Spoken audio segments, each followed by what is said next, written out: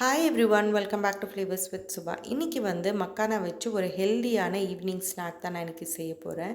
இது உடம்புக்கு ரொம்ப ரொம்ப நல்லது. அதே மாதிரி டயட் ஃபாலோ பண்ணுறவங்கலாம் கூட இதை எடுத்துக்கலாம். ரொம்ப நல்லாயிருக்கும், டேஸ்ட்டும் சூப்பராக இருக்கும்.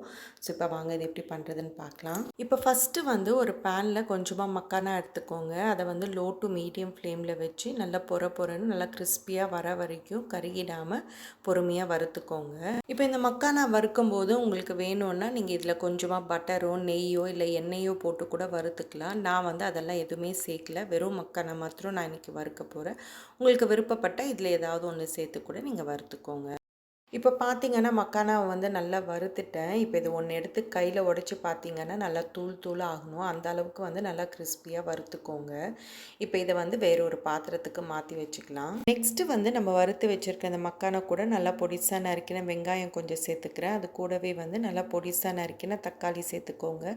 தக்காளிக்குள்ளே இருக்கிற விதெல்லாம் நீக்கிட்டு வெறும் தக்காளியை மாத்திரம் நல்லா பொடிசாக கட் பண்ணி இதில் சேர்த்துக்கோங்க. அது கூடவே நல்லா பொடிசாக கட் பண்ண பச்சை மிளகா, அதுக்கப்புறம் பச்சை மாங்காவை நல்லா பொடிசாக கட் பண்ணி சேர்த்துக்கோங்க. அது கூடவே கொஞ்சமாக வறுத்த வேர்க்கடலை, அதுக்கப்புறம் கொஞ்சம் மாதுளம்பழம், அதுக்கப்புறம் இது கூட நான் கொஞ்சம் மசாலா சேர்த்துக்கிறேன். இந்த மசாலாவோட ரெசிபி நான் ஆல்ரெடி பாப்டி சாட் வீடியோவில் போட்டிருக்கேன். அதோட லிங்க் நான் கீழே டிஸ்கிரிப்ஷன் பாக்ஸில் கொடுக்குறேன், நீங்கள் செக் பண்ணிக்கோங்க.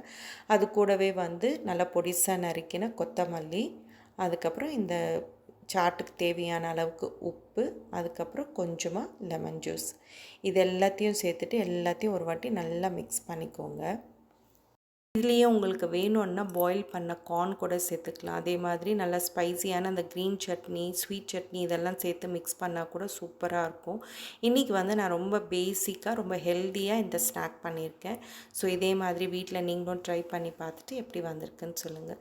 ஸோ இதோட இந்த வீடியோ முடியுது. நெக்ஸ்ட்டு வேறு ஒரு இன்ட்ரெஸ்டிங்கான வீடியோவோட உங்களை பார்க்குறேன். என்னோடய வீடியோஸ் எல்லாம் உங்களுக்கு பிடிச்சிருந்ததுன்னா மறக்காமல் ஃப்ளேவர்ஸ் வித் சுபாக்கு சப்ஸ்கிரைப் பண்ணுங்கள் அண்ட் ஷேர் பண்ணுங்கள். தேங்க்யூ.